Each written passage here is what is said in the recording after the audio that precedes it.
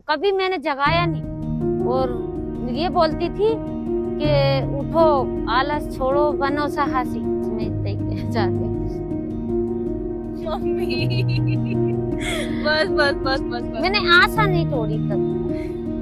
कि नहीं, मैं भी मेरी बेटी को लाल पीली बत्ती वाली गाड़ी में देखना चाहता हूँ। तो वो शुरू से मुझसे यही बोलते थे कि मेरा बेटा तो मेरा नाम रोशन करेगा, एक ना एक दिन ऐसा होगा। वो बहुत से रिलेटिव्स ये स्टार्ट लगे थे, वो शुरू हो गए थे कि नहीं, एज बहुत ज्यादा हो गई है, आप घर पे क्यों बिठाए हुए हो उनको। मुझे कभी कभी बहुत ही रोना आ जाता था जब मम्मी से लोग बोलते थे कि घर में क्यों बिठा के रखा है। मैं बार बार यही बात दोहराना चाहती हूँ कि बच्चे भ्रमित ना हो ज्यादा नंबर ऑफ बुक्स देख के कि ये पब्लिकेशन है वो पब्लिकेशन है, क्योंकि आधा टाइम वो लोग इसी चीज में रह जाते हैं। कि मैं सभी बच्चों से कहना चाहती हूँ कि बहुत से लोग बोलते हैं 10 घंटे 12 घंटे 14 घंटे पढ़िए, बट मैं कभी आपको ये सजेस्ट नहीं करूंगी। हाय एवरीवन, मैं आपका दोस्त कुमार अर्जुन यादव एक बार फिर से आपका स्वागत करता हूं। जैसा कि आपको पता है, हम लगातार टॉपर स्टॉक कर रहे हैं, यानी कि जो 2019 रिजल्ट जारी हुआ है, लगातार हम आपके सामने इंटरव्यू ला रहे हैं जो भी सिलेक्टेड कैंडिडेट हुए हैं। तो आज हम एक नया इंटरव्यू लेने जा रहे हैं। हमारे साथ हैं निहारिका मीना। उनका सिलेक्शन असिस्टेंट डायरेक्टर के पद पर चयन हुआ है, वो भी पहले प्रयास में। तो ये सफलता कैसे हासिल हुई, कैसा क्या स्ट्रेटजी फॉलो किया था, सारा कुछ हम इस वीडियो के माध्यम से आपको बताने वाला है। तो मैं शुरुआत करने से पहले मेंशन करना चाहूँगा, अगर आप टेलीग्राम चैनल से नहीं जुड़े हैं तो डिस्क्रिप्शन में लिंक दिया गया है, वहाँ से जुड़ जाइए। जैसे ही मैम का इंटरव्यू खत्म होगा तो हम जो इनकी जो आंसर राइटिंग करते थे, कॉपियाँ वगैरह और नोट्स वगैरह हम टेलीग्राम ग्रुप पर डाल देंगे। तो वहाँ से आप चेकआउट कर सकते हैं कि कैसे क्या आंसर राइटिंग करते थे, कैसे नोट्स बनाते थे। तो सारा कुछ हम डिस्कस करने वाले हैं। आई होप ये इंटरव्यू आपको बहुत पसंद आएगा, बहुत कुछ सीखने को मिलेगा। तो चलिए हम चर्चा करते हैं, पूरी जर्नी जानेंगे कैसे क्या स्ट्रेटजी, क्या रणनीति अपनाई थी और पहले अटेम्प्ट में क्लियर करना। मेंशन करना चाहूँगा, पहले हम आपने हो सकता है आपने देखा होगा कि हमने आयोग के बाहर मैम का इंटरव्यू लिया था।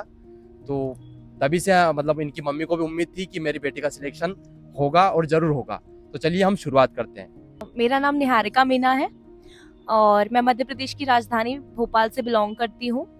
मैंने 2019 का MPPSC exam first rank in assistant director जनसंपर्क में पाई है, और ये मेरा पहला ही प्रयास था जिसमें मुझे फर्स्ट रैंक मिली है असिस्टेंट डायरेक्टर एट जनसंपर्क। और मेरा 2020 भी मेंस रहा था, और जिसके लिए मैंने क्वालिफाई नहीं कर पाई थी मैं। और पर मेरा फर्स्ट अटेम्प्ट रहा है 2019 और उसी में मेरा सिलेक्शन हुआ है। तो आपको लग रहा था कि आपका सिलेक्शन हो जाएगा? बिल्कुल लग रहा था, क्योंकि 2019 में मेरा फर्स्ट अटेम्प्ट रहा था और 2018 में मेरा जैसे ही ग्रेजुएशन कंप्लीट हुआ तो 19 में बहुत कॉन्फिडेंट थी, क्योंकि मेरा मेंस काफ़ी अच्छा रहा था। और मुझे लग रहा था कि हाँ, कोई ना कोई पोस्ट डेफिनेटली मुझे मिलेगी।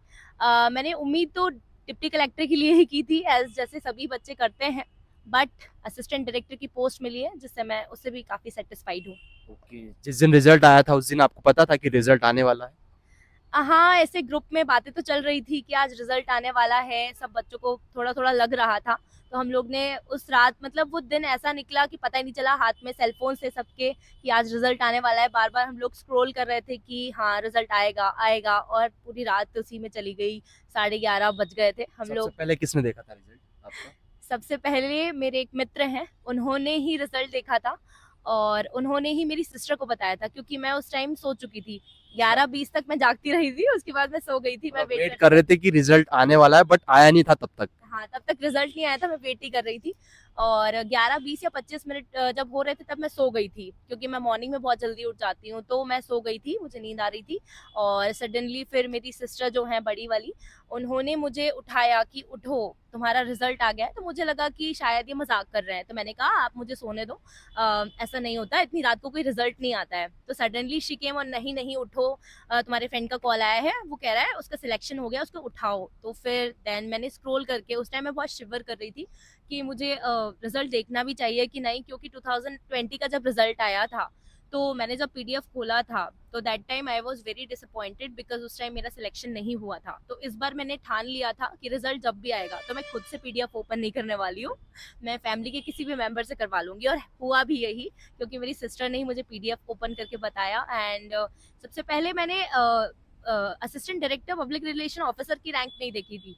मैंने सबसे पहले, मेरा CMO B में भी चयन हुआ है, तो वो भी वेटिंग है, मेरा अभी 3rd पोजीशन पे है, तो वेटिंग लिखा हुआ था। तो मैंने कहा कि इतने टाइम बाद तो रिजल्ट आया है, उसमें भी वेटिंग है, तो मैं सर पकड़ के बैठ गई उस टाइम कि नहीं अब नहीं देखना है, वो भी वेटिंग है, CMOB भी वेटिंग ही है।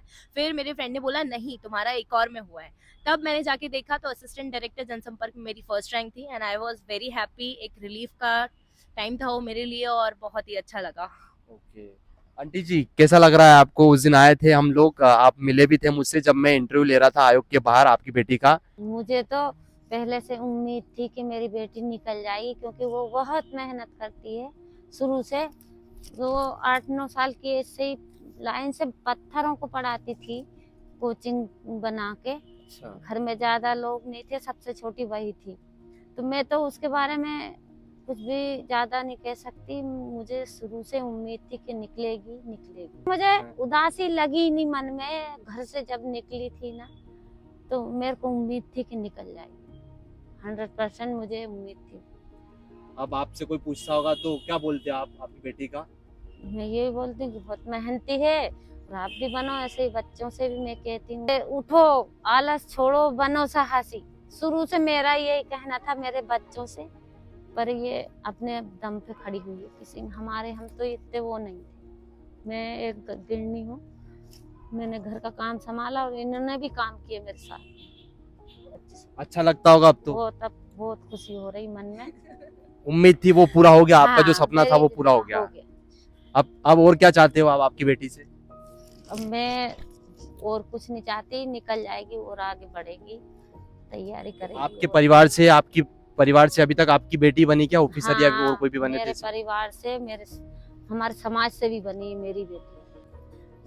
कुछ मैंने तपस्या थोड़ी बहुत मंदिरों में जाके करी, बाकी मैंने उसके लिए कुछ नहीं किया, भगवान से गुहार करी बस। तो आपका संघर्ष तो काफी रहा होगा आपकी हाँ। बेटी की मतलब यहाँ तक संघर्ष तो पहुँचाने रहा में। मेरा। बताओ कुछ, पता तो चले ना कि आज वो दिन है जो आज सर उठा के बोल सकते हो कि हाँ मैं एक नहीं, ऑफिसर की मैंने बेटी बच्चों हूँ। के लिए सुबह से मैं 4 बजे उठ जाती हूँ आज भी, और सुबह से चाय पानी जो सब मैं देती हूँ हाथ में। और मैंने पढ़ने के लिए तो बहुत उकसाया हम लोगों को कि कुछ करोगे तभी पाओगे।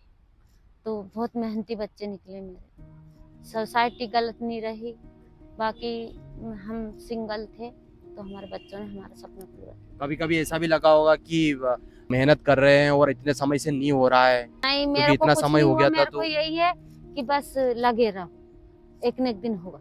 नहीं, ना मुझे घबराहट हुई ना कुछ नहीं हुआ, क्योंकि बच्चे बहुत कामयाबी थे। मेरी लड़की बहुत मेहनती थी। उस दिन देखा था मैंने आपको जब आयोग आप बैठे थे, हाँ। जब आप मेरे से पूछ रहे थे तो आपकी आंखों में आंसू थे उस टाइम कि मेरी बेटी का हो तो जाएगा ना मेरे से। तो वो थोड़ा सा 20 वाला थोड़ा ऐसा चला गया था, तो थोड़ी सी घबराहट उस समय थी।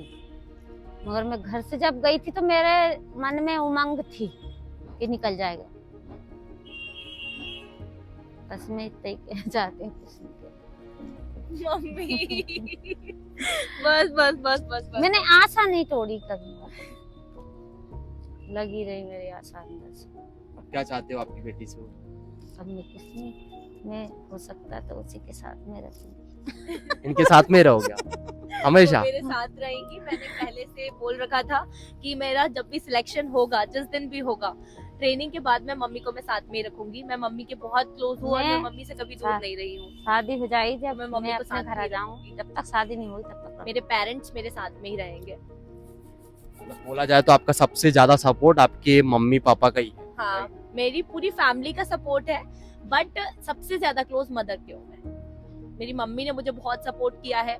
हमेशा सुबह उठती थी तो उनकी एक पंचलाइन होती थी, यही बोलती थी वो हमेशा कि निहारिका आपको जब उठना है तब उठो, मैं ये नहीं फोर्स कर रही हूँ कि आप सुबह जल्दी उठो।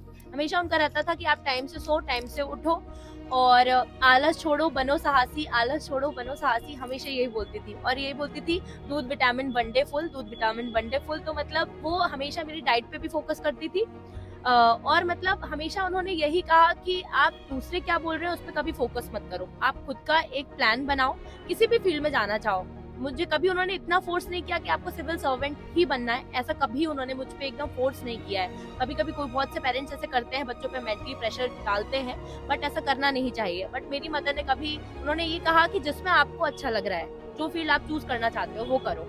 तो मैंने बिल्कुल मम्मी की वही बात मानी और मुझे लगता था कि मैं यहाँ अपना 100% दे सकती हूँ, तो मैंने यहाँ पे उसको यूटिलाइज किया, मेरी स्ट्रेंथ को। सिलेक्शन लोगों को दिख रहा है, बट इसके पीछे का कोई नहीं पूछना चाहेगा कि जो सिलेक्शन हुआ है किस वजह से हुआ है, क्या क्या त्यागना पड़ा है, कितनी मेहनत करनी पड़ी जब जाके सिलेक्शन हुआ है। इतना लंबा समय हो गया, रिजल्ट बाद में आया, फिर सिलेक्शन हुआ, इस बीच में कहीं ना बहुत सारी चीजें रहती है, सोसाइटी की चीजें रहती है, बहुत प्रेशर क्रिएट होता है, तो आपने कैसे मैनेज किया?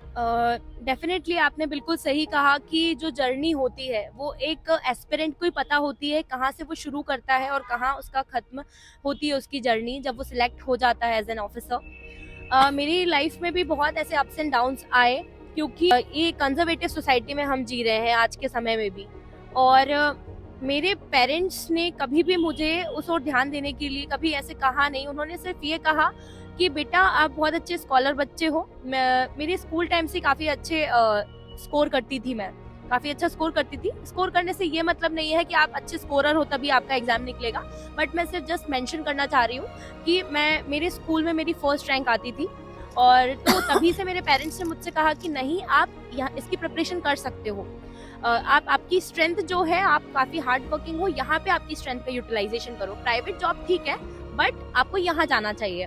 तो मेरे पापा ने काफी मोटिवेट किया, और मेरे पापा फार्मर हैं, और बट वो जब बड़े बड़े ऑफिसर्स के साथ बैठते थे तो उनको बहुत अच्छा लगता था। उनको लगता था कि नहीं, मैं भी मेरी बेटी को लाल पीली बत्ती वाली गाड़ी में देखना चाहता हूँ।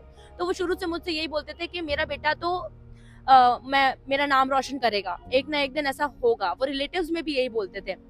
बट फिर जैसे जैसे टाइम आगे बढ़ा तो एज भी बढ़ती है। एज अ गर्ल फैक्टर मैं आपको बताना चाहती हूँ कि आज के टाइम पे भी भले ही हम कितने आगे जा चुके हैं, तब भी ये एक फैक्टर काम करता है। यदि गर्ल की एज बढ़ती जाती है धीरे धीरे, तो उसके ऊपर और प्रेशर होता है।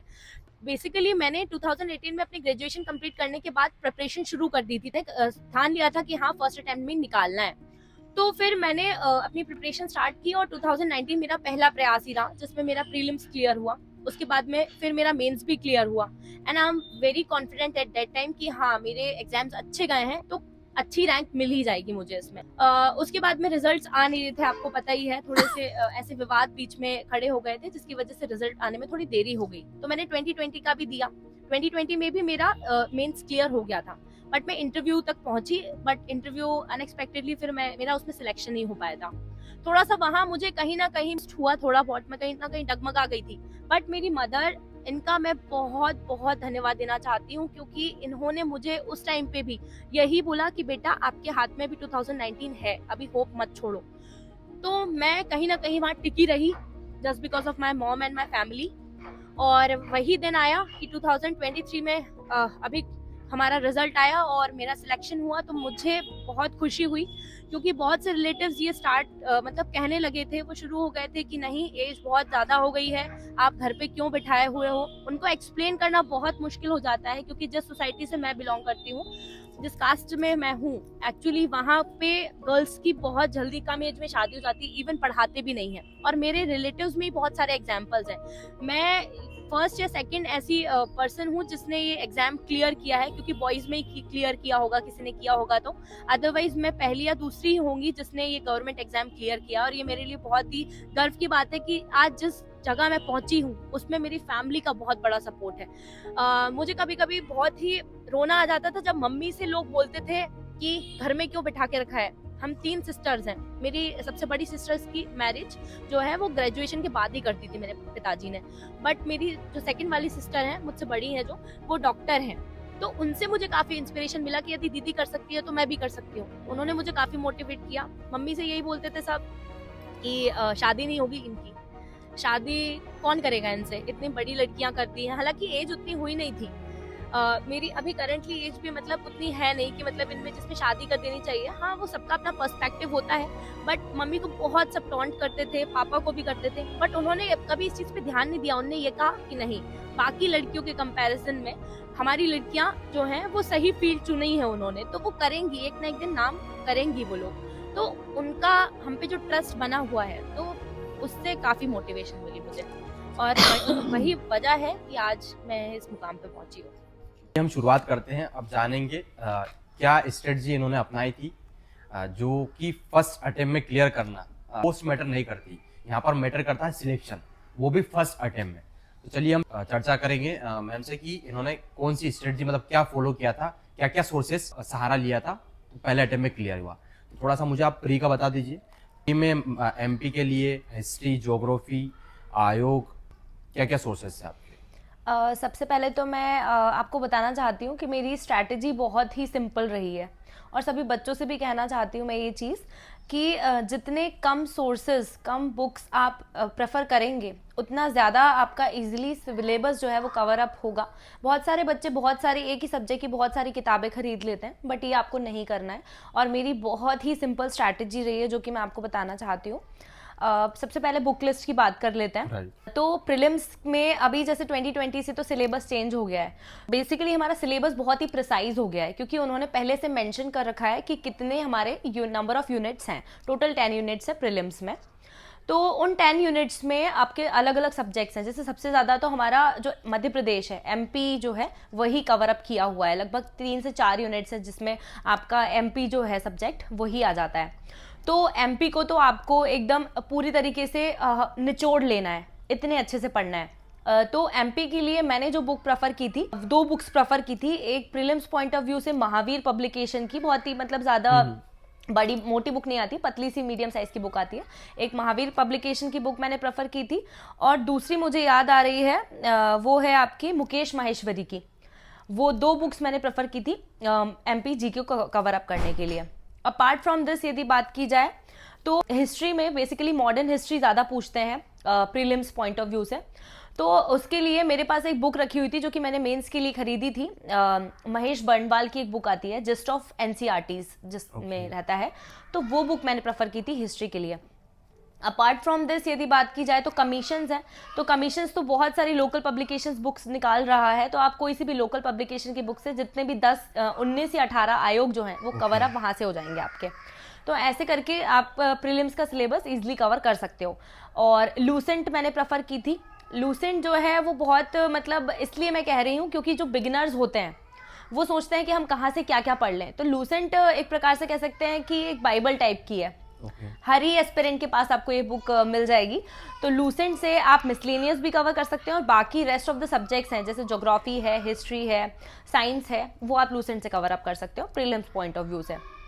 और उसके अलावा पॉलिटी मैं मेंस के लिए लक्ष्मीकांत मैंने खरीदी थी, तो उससे मेरा प्रीलिम्स का भी कवर अप हो गया था क्योंकि बेसिकली उसमें तो अमेंडमेंट्स और जो हमारे आर्टिकल्स होते हैं उनसे ही क्वेश्चंस बनते हैं प्रीलिम्स में, तो वो कवर कर देती है आपकी लक्ष्मीकांत पॉलिटी को। तो ये मेरा प्रीलिम्स का सोर्स रहा था। ज्योग्राफी और हिस्ट्री का क्या बताया था आपने? हिस्ट्री के लिए मैंने जिस्ट जो आती है एनसीईआरटीज की वो कवर अप करी थी, जो कि महेश बंडवाल की आती है। हिंदी और इंग्लिश दोनों मीडियम में, मेरा इंग्लिश मीडियम रहा है बट वो हिंदी मीडियम में भी आती है, तो वो वहाँ से कवर कर सकते हो प्रीलिम्स के लिए। और ज्योग्राफी में भी मैंने महेश बंडवाल की उससे ही कवर किया था। और मैंने माजिद हुसैन की जो है वो मेंस के लिए ली थी क्योंकि उसमें डायरेक्टली क्वेश्चन जो मेंस में पूछ रहा है एमपीपीएससी, वो डायरेक्टली माजिद हुसैन से बहुत सारे टॉपिक्स हमारे कवर अप हो जाते हैं। बुक बहुत मोटी आती है बट उससे देख के डरना नहीं है। उसमें मेन जो टॉपिक्स हमारे सिलेबस में दिए हुए हैं वही पढ़ना है केवल, तो वो मैंने पढ़ी थी। मेंस पे चर्चा कर लेते हैं क्योंकि मेंस को लेकर भी बहुत सारे एस्पिरेंट को रहता है कि यार सोर्सेज बहुत सारे हैं मार्केट में, बहुत सारे पब्लिकेशन है, हाँ। किनसे पढ़ना चाहिए, क्या प्रेफर करना चाहिए, थोड़ा सा वो बता दीजिए। मैं बार बार यही बात दोहराना चाहती हूँ कि बच्चे भ्रमित ना हो ज़्यादा नंबर ऑफ बुक्स देख के कि ये पब्लिकेशन है वो पब्लिकेशन है, क्योंकि आधा टाइम वो लोग इसी चीज़ में रह जाते हैं कि हमें कौन सी बुक खरीदनी है, इतनी सारी मार्केट में अवेलेबल हैं, तो वो एक ही सब्जेक्ट की बहुत से नंबर ऑफ बुक्स खरीद लेते हैं। यदि मेरी स्ट्रैटेजी बताऊं तो जैसे हिस्ट्री है मेंस का, तो मैंने हिस्ट्री के लिए एंशिएंट और मेडिएवल के लिए मैंने पूनम दलाल दहिया मैम की जो बुक आती है वो मैंने प्रेफर की थी एंशिएंट और मेडिएवल के लिए। दूसरी मॉडर्न की बात है तो मॉडर्न मेरी महेश बंडवाल की जो जस्ट आती है उससे कवर अप हो गई थी। अपार्ट फ्रॉम दिस यूनिट 5 में मध्य प्रदेश की डायनेस्टीज की दी हुई हैं, जो रियासतें हैं मध्य प्रदेश की, तो वो निर्माण पब्लिकेशन की एक पतली सी बुक आती है वो मैंने पढ़ी थी, उससे मेरी कवर अप हो गई थी और काफ़ी अच्छा उसमें डिटेल में डिस्क्रिप्शन था। उसके अलावा अगर पेपर फर्स्ट के पार्ट बी की बात करें तो ज्योग्राफी है, तो ज्योग्राफी महेश बंडवाल पूरी कवर कर देगा आपकी। और माजिद हुसैन से यदि पढ़ना है, वो एक ऑल्टरनेटिव ऑप्शन है अगर आपको पढ़ना है। आपकी स्ट्रैटेजी, सब बच्चे की अलग अलग स्ट्रैटेजी होती है, मैंने थोड़ा सा उससे भी पढ़ा था। और इसका जो यूनिट 5 है आपका, और 4th यूनिट है वाटर एंड डिजास्टर मैनेजमेंट और एडवांस टेक्निक्स इन ज्योग्राफी। ये दोनों मैंने इंटरनेट से कवर अप किए थे। तो इंटरनेट बहुत ही ज़्यादा सहायक रहा है मेरी होल जर्नी में। तो आपने मेंशन किया इंटरनेट का, जी राइट। बहुत सारे टॉपर्स बोलते हैं कि मैंने इंटरनेट का यूज किया है, मैंने इंटरनेट से पढ़ा है, जी बट वो बताते नहीं शेयर यूज किया है। जी, तो थोड़ा सा मुझे बताइए कि आप कैसे पढ़ते थे, क्या सर्च करते थे, कहाँ से इंफॉर्मेशन इसमें कलेक्ट करते थे? अच्छा, हाँ, तो मैं बिल्कुल शेयर करना चाहती हूँ इस चीज़ के बारे में, क्योंकि मेरी जब मैंने प्रिपरेशन स्टार्ट की थी तो मुझे बेसिकली मैंने बुक्स खरीदना स्टार्ट नहीं किया था। उस वक्त मैं इंटरनेट का यूज़ करती थी। तो बहुत सारी ऐसी साइट्स हैं जहाँ से आप आपके नोट्स प्रिपेयर कर सकते हैं, जैसे सिविल्स डेली करके जो आती है। यूपीएससी की जितनी साइट्स हैं, जो भी बड़ी बड़ी कोचिंग्स रहती है, उनकी कुछ साइट्स भी बनी होती हैं। तो मैंने राइट, दृष्टि आईएएस, दृष्टि आईएएस है, हाँ, तो दृष्टि आईएएस आप कोई भी टॉपिक निकालोगे, जैसे कि लेट से आपने वाटर मैनेजमेंट का निकाला, तो वाटर मैनेजमेंट और आप यूपीएससी करके डालोगे तो बहुत सारे नंबर ऑफ आर्टिकल्स आपको मिल जाएंगे उस पर। तो वहां से आप आपके नोट्स बना सकते हो। तो यूजुअली मैं जो साइट्स प्रेफर करती थी वो एक क्लियर आईएएस करके है, वो साइट हो गई, सिविल्स डेली हो गई है, दृष्टि हो गई है, और यूपीएससी विद निखिल है। ये मतलब मेरे एकदम डेली का था कि मुझे यहाँ से मेरे नोट्स कवर अप करने हैं। तो ये साइट्स आप लोग प्रेफर कर सकते हो। ओके, यूट्यूब वगैरह से भी पढ़ा था क्या? यूट्यूब से बेसिकली मैं क्वेश्चंस लगाती थी। जैसे शाम को मुझे वक्त मिलता था तो जब भी कोई टेस्ट वगैरह का डिटेल डिस्कशन चलता रहता था तो वो मैं देख लेती थी। ऐसा मैंने ज़्यादा यूट्यूब पे उतना देखती नहीं थी मैं। ओके, ठीक, कंटिन्यू करिए आप। जी, नेक्स्ट सेकंड पेपर में जो पार्ट फर्स्ट है उसका, जिसमें आपका पॉलिटी है, तो पॉलिटी के लिए मैंने लक्ष्मीकांत प्रेफर करी थी, and that is the Bible for polity. I think सभी Hindi as well as English medium के बच्चे लक्ष्मीकांत को फॉलो कर सकते हैं।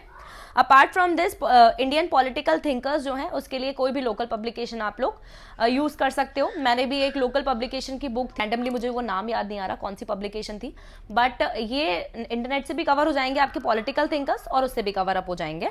Apart from this, public administration के लिए निर्माण। और सेकंड पेपर के पार्ट बी की यदि बात करें तो इकोनॉमिक्स बेसिकली मैंने पूरा इंटरनेट से कवर किया था, क्योंकि इसमें यूजुअली आपके कुछ इंस्टीट्यूशंस हैं और आपकी इंडियन इकोनॉमिक्स है, तो वो मैंने इंटरनेट से कवर अप कर लिया था। उसके बाद में मध्य प्रदेश का है तो वो आपका मुकेश महेश्वरी से कवर अप हो जाएगा इकोनॉमिक जो है। उसके बाद सोशियोलॉजी जो है वो आप मैंने NIOS के नोट्स जो हैं बेसिकली उसका PDF था मेरे पास, तो उससे कवर अप हो गया था और बाकी इंटरनेट से कवर अप हो गया था। तो एक PDF मिल जाएगा आपको इग्नू के नोट्स से या फिर NIOS से कवर अप हो जाएगा वो। यदि थर्ड पेपर की बात करते हैं जिसमें पूरा साइंस एंड टेक्नोलॉजी है, इसमें टोटल 10 यूनिट्स हैं। तो जो नॉन साइंस बैकग्राउंड के बच्चे हैं इसमें बहुत प्रॉब्लम आती है उन लोगों को। तो उनके लिए सबसे पहले तो आप जो लूसेंट है जिसमें आपका फिजिक्स, केमिस्ट्री और बायोलॉजी है, आप हिंदी और इंग्लिश मीडियम वाले जो भी बच्चे हों वो उससे पढ़ सकते हैं। और यदि उससे नहीं पढ़ना चाहें तो NCERTs यहाँ पे आप यूजफुल रहेंगे आपके लिए, है ना। तो 6 क्लास से आप 6 to 10th और 11th की NCERTs आप पढ़ सकते हो।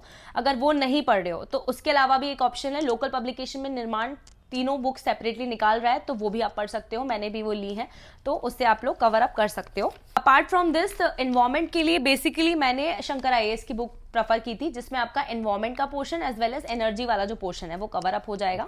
तो शंकर IAS की आप लोग प्रेफर कर सकते हो। और रही बात हेल्थ के सेक्शन की, तो जो हेल्थ मिनिस्ट्री की जितनी भी आपकी गवर्नमेंट की स्कीम्स जो निकलती हैं वो या कोई वैक्सीनेशन से संबंधित कोई प्रोग्राम चल रहा है तो करंट में आप वहां से उसको यूज कर सकते हो। मध्य प्रदेश की एज वेल एज आपकी सेंट्रल की जो आपकी हेल्थ मिनिस्ट्री है वहां से कवर अप हो जाएगा। Apart from this, fourth paper की यदि मैं बात करूं तो फोर्थ पेपर बहुत ही फोर्थ, फिफ्थ और सिक्स पेपर की कहूं तो ये बहुत स्कोरिंग सब्जेक्ट्स होते हैं और यही सब्जेक्ट्स वो होते हैं जो आपको रैंक दिलाते हैं, बाकी बच्चों से आगे करते हैं। तो एथिक्स के लिए मैंने लेक्सिकन, एक छोटी सी बुक आती है लेक्सिकन, मैंने आपके सेकेंड और थर्ड यूनिट जो है मेरा लेक्सिकन से कवर अप हो गया था। उसके अलावा फर्स्ट यूनिट जो है थिंकर्स का वो मैंने इंटरनेट से कवर अप कर लिया था। और फोर्थ यूनिट जो करप्शन का है वो भी आपका इंटरनेट से कवर अप हो जाएगा। एंड बाकी जो केस स्टडीज रहेंगी, तो जब आप first, second, third, fourth unit पढ़ लेते हैं उसके बाद में केस स्टडीज के जो क्वेश्चंस आते हैं वो इजीली आप डील कर सकते हो। अब हिंदी का जो पेपर है, पंचम प्रश्न पत्र जिसको बोलते हैं हम, तो फिफ्थ पेपर हिंदी के लिए मैंने लूसेंट प्रेफर की थी। और बहुत सारे बच्चे जो हैं वो चंचल जैन को भी पढ़ते हैं तो आप चंचल जैन भी पढ़ सकते हो या तो लूसेंट से भी कवर अप हो जाता है। शायद- उसके अलावा 6 पेपर है तो ऐसे तो स्कूल टाइम से ही लिखते हैं हम। तो हिंदी का जो ऐसे होता है, बेसिकली मैं दैनिक भास्कर डेली पढ़ती थी, तो उसमें जो अभिव्यक्ति वाला जो सेक्शन आता है जिसमें अपने अपने विचार रखते हैं कोई ना कोई फेमस पर्सन, तो मैं वो आर्टिकल जरूर पढ़ती थी। तो उससे कहीं ना कहीं जब हम दूसरों के विचारों को पढ़ते हैं तो हम हमारे ओपिनियन भी उसमें ऐड ऑन करके ऐसे में पुट कर सकते हैं। तो ऐसे के लिए एक परीक्षा मंथन करके एक बुक आती है, या तो वो ले सकते हो आप, या फिर महावीर पब्लिकेशन भी अच्छी बुक निकाल रहा है ऐसे के लिए, तो वो। और सबसे बड़ी चीज तो ये है कि अभी आयोग ने यहाँ पे स्पून फीडिंग कर दी है बच्चों के लिए, क्योंकि टॉपिक्स पहले से आपको ऐसे के दिए हुए हैं, तो डायरेक्टली आपको पता है कि हमें निबंध कौन सा पढ़ना है। तो ये बहुत अच्छी बात है, आपको ज्यादा मेहनत करने की आवश्यकता नहीं रहेगी। तो हर दिन आप एक डोज की तरह हर एक निबंध को पढ़ते जाइए, तो जिससे आपका पेपर 6 ऑटोमेटिकली कवर अप हो जाएगा और आपको पता भी नहीं चलेगा कि पेपर 6 आपका तैयार है। और प्रारूप तो आपका चंचल जैन से कवर अप हो जाएगा। ओके, इसमें अब आपने मेंस का तो काफी अच्छे से एक्सप्लेन कर दिया ब्रीफ में। मुझे लगता है जो भी एस्पिरेंट देख रहे हैं एक आइडिया लग जाएगा आपको। जरूरी नहीं कि आप यही फॉलो करें, बट एक आइडिया लग जाता है कि आपने ये फॉलो किया है। डेफिनेटली हर एक बच्चे की अपनी अपनी स्ट्रैटेजी है। ये बुक लिस्ट केवल मेरे लिए थी क्योंकि मुझे इन्होंने काफी सपोर्ट किया है। ये बुक से मैं आज इस मुकाम पर पहुंच पाई हूँ। जरूरी नहीं है मैंने जो पढ़ा है वो आपके लिए हेल्पफुल हो। हाँ, मैं ये कह रही हूँ आप एक बार इस पे थोड़ा सा नजर डालिएगा जो मैंने पढ़ा था, बट आप आपके अकॉर्डिंग आपकी स्ट्रैटेजी भी बना सकते हैं। स्ट्रेटजी का आपने बोला, तो क्या स्ट्रेटजी जो टॉपर्स बताते हैं क्या वही फॉलो ट्रेंड को करना चाहिए, या फिर आपका क्या ओपिनियन है इस पे? मैं बिल्कुल भी किसी बच्चे को ये सजेस्ट नहीं करना चाहती हूँ कि जो टॉपर स्टॉक पे आप वीडियोस देखते हो वो जो बुक लिस्ट उनकी रहती है। हर एक पर्सन की अपनी अपनी स्ट्रैटेजी, अपना अपना कैलिपर है।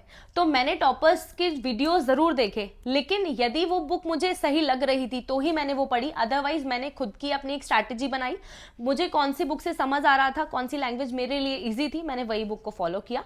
तो मैं आपको भी सजेस्ट करना चाहती हूँ कि जितने भी बच्चे हैं जो अभी स्टार्ट ही कर रहे हैं प्रिपरेशन, तो आपके अकॉर्डिंग, आपके कैलिपर के अकॉर्डिंग और आपकी लैंग्वेज के अकॉर्डिंग ही आप बुक लिस्ट को चूज करें। मैक्सिमम जिन लोगों का सिलेक्शन हो रहा है जी, आई थिंक वो फर्स्ट अटेम्प्ट में क्लियर हो रहे हैं। जी, हो सकता है टाइम 2 से 3 साल लिया हो उन लोगों ने, बट फर्स्ट अटेम्प्ट में पोस्ट ले रहे हैं। जी, आपको क्या लगता है ये कैसे पॉसिबल है? ऐसा आपने भी फर्स्ट अटेम्प्ट में किया, राइट? जी। तो कैसे पॉसिबल हुआ है? सबसे पहले तो यदि मैं खुद का ही एग्जाम्पल लेके चलूं तो मेरा पहले जैसे मैंने 2018 के बाद ये मेरा पहला प्रयास ही रहा था। तो ग्रेजुएशन के बाद मैंने मेरी प्रिपरेशन स्टार्ट की, तो मेरा एक माइंडसेट था पहले से ही कि मुझे पहले प्रयास में ही करना है। ये हर एक बच्चे का रहता है, लेकिन मैंने यही सोच रखा था कि पहले प्रयास में ही कोई ना कोई रैंक मुझे हासिल करनी है। तो यदि इस टाइम की बात की जाए तो सोर्सेज बहुत अवेलेबल हो गए हैं मार्केट में, और सोर्सेज अवेलेबल हो जाते हैं तो कहीं ना कहीं वो ईज हो जाता है हमारे लिए, और साथ ही साथ हमारे मेंटर्स जो हैं वो काफ़ी हेल्पफुल रहते हैं। तो इसलिए ज़्यादा से ज़्यादा आजकल देखने को मिल रहा है कि बच्चे पहले प्रयास में ही आगे चले जाते हैं, क्योंकि उनको वो पाथ मिल जाता है जहाँ पे उनको एम उनकी एकदम क्लियर दिखने लगती है। तो कहीं ना कहीं मुझे लगता है कि टेक्नोलॉजी प्लस अवेयरनेस ज़्यादा से ज़्यादा इस एग्जाम के बारे में और प्रॉपर स्ट्रैटेजी जैसी रहती है, तो उसके अकॉर्डिंग आप इजीली हर बच्चा निकाल सकता है फर्स्ट अटेम्प्ट में, कोई परेशानी नहीं है। प्रिपरेशन के दौरान सोशल मीडिया को आपने कट किया था या फिर चल रहा था, सोशल मीडिया पे एक्टिव थे आप? सोशल मीडियाज पे मैं जैसे सोशल मीडियाज मैंने ज़्यादा यूज़ नहीं किया था। बेसिकली मैं गूगल वगैरह जो कि मेरी पढ़ाई में जो हेल्पफुल चीज़ें थी वही साइट्स यूज़ करती थी। अपार्ट फ्रॉम दिस यूट्यूब जो है वही थोड़ा बहुत मूवीज वगैरह उस पर देख लेती थी मैं। अदरवाइज मैंने ज्यादा कुछ इसमें मतलब मेरी पढ़ाई के लिए यूज किया सोशल मीडिया। कितने पर डे कितना टाइम पढ़ते थे, मतलब कितना, अगर एक एवरेज बोला जाए कि हाँ इतना टाइम पढ़ते थे आप, तो क्या? बेसिकली मैं हर वीडियो में मेरी यही कहती हूँ कि मैंने कभी भी आवर्स के अकॉर्डिंग अपनी पढ़ाई को डिसाइड नहीं किया था। हमेशा मैं टास्क वाइज पढ़ाई करती थी। मेरा स्टडी रूम है जिसमें मैंने एक टाइम टेबल, एक चार्ट बना रखा था, और उसमें मैंने मंथ के नंबर ऑफ डेज लिख रखे थे, और उसके आगे लिखा हुआ था कि मुझे आज सिलेबस का इतना पोर्शन कवर अप करना है। तो मैं हर डेट को क्रॉस करती जाती थी जैसे जैसे मेरा टास्क कंप्लीट होता था, because that give me an achievement for me. तो मैं यही सभी बच्चों से कहना चाहती हूँ कि बहुत से लोग बोलते हैं 10 घंटे, 12 घंटे, 14 घंटे पढ़िए, बट मैं कभी आपको ये सजेस्ट नहीं करूँगी। आप में जो भी आपकी जितनी क्षमता है, आप आपके सिलेबस को देखिए और टॉपिक्स को निकालिए उसमें से, मुझे ये वाला टॉपिक कवर करना है। अब उसमें किसी बच्चे को आधे घंटे में कवर अप कर सकता है, कोई बच्चा उसको 1 घंटे में कवर अप कर सकता है, सबकी स्पीड अलग अलग होती है। तो मैं यही कहूंगी कि कभी भी घंटों के हिसाब से कभी भी अपनी स्टडी मत करिएगा कि 10 घंटे 12 घंटे पढ़ने, आप टास्क वाइज आपकी स्टडी करिए। यहाँ तक आपका जो सफ़र रहा है जी। इसमें सबसे ज़्यादा क्रेडिट किसको देना चाहेंगे आप? सबसे ज़्यादा क्रेडिट मैं मेरी फैमिली को देना चाहती हूँ। सबसे पहले तो मेरी फैमिली ने मुझे बहुत सपोर्ट किया है मेरी थ्रू आउट द जर्नी, क्योंकि इसमें सबसे बड़ा जो रोल होता है वो आपके मोटिवेशन का होता है। आपका मोरल डाउन नहीं होना चाहिए, क्योंकि ये बहुत ही लंबी जर्नी है, इसमें 3 to 4 इयर्स लग ही जाते हैं। तो मेरी फैमिली और उसके बाद मैं मेरे मेंटर्स को बहुत ज़्यादा थैंक यू बोलना चाहती हूँ, क्योंकि मेरे मेंटर्स ने मुझे काफ़ी हेल्प किया, काफ़ी सपोर्ट किया। उनके ही गाइडेंस की वजह से जो भी हूँ मैं आज उनके गाइडेंस की वजह से हूँ। तो मेरे गुरुजनों को मैं थैंक यू बोलना चाहती मेरे को लगता है कि आपने जो भी सोर्सेज बताए, आपकी जर्नी बताई है, तो इससे कहीं ना कहीं जो भी एस्पिरेंट देख रहे हैं उनके लिए बेनिफिट होगा। वो एक अपने आप खुद को जो गिव अप कर देते हैं या फिर नहीं कर सकते हैं एक बार फेल होने के बाद वापस से, तो कहीं ना कहीं ये आपकी जो जर्नी है उनको आगे बढ़ाएगी, मुझे ये उम्मीद है। एस्पिरेंट्स के लिए मैं यही कहना चाहती हूँ कि जो भी बच्चे इस चीज़ की तैयारी कर रहे हैं, तो आप एटलीस्ट ये ध्यान में रख के करिएगा कि जो भी आपने पाथ चूज़ किया है उस पर डगमगाना नहीं है। भले ही कितनी भी परेशानी आती है, आप बस एक बार ठान लिया है ना आपने, तो उसको करके दिखाइए। ये मत सोचिए कौन क्या कह रहा है, बस आपकी डेडिकेशन, आपका हार्डवर्क, आपकी पंक्चुअलिटी आपको आगे लेकर आएगी। इसलिए कंसिस्टेंसी के साथ में प्रॉपर टाइम टेबल बनाइए और उसी को फॉलो करते जाइए, and definitely you will succeed in your future. Okay, thank you so much. आपने अपना कीमती समय दिया और मुझे लगता है जो भी एस्पिरेंट है वो सुन रहे होंगे तो उनके लिए बहुत ही हेल्पफुल रहेगा। मैं बस एंड कर चाहता हूँ, जैसे मैम ने जो सोर्सेज बताई हैं, तो मैं आपको टेलीग्राम पे इनकी जो कॉपी है, जैसे कैसे आंसर राइटिंग करते थे, तो आपको टेलीग्राम पे प्रोवाइड करवा दूंगा। वहाँ से आप देख सकते हो कि कैसे क्या आंसर राइटिंग करते थे, कैसे नोट्स बनाते थे। डिस्क्रिप्शन में लिंक दिया गया है और कमेंट में पिन भी कर दूंगा मैं उसको, तो वहाँ से जाके आप जुड़ जाइए और देख लीजिएगा कैसे कैसे आंसर राइटिंग करते रहते हैं। अगर आप चैनल पर नए हो तो चैनल को सब्सक्राइब कर दीजिए और वीडियो को लाइक कर दीजिए। और आपके किसी भी प्रकार का कोई प्रश्न हो, कोई क्वेरी हो, तो आप हमें कमेंट करके ज़रूर बताएं। हम कोशिश करेंगे जवाब है वो देने की। Thank you so much.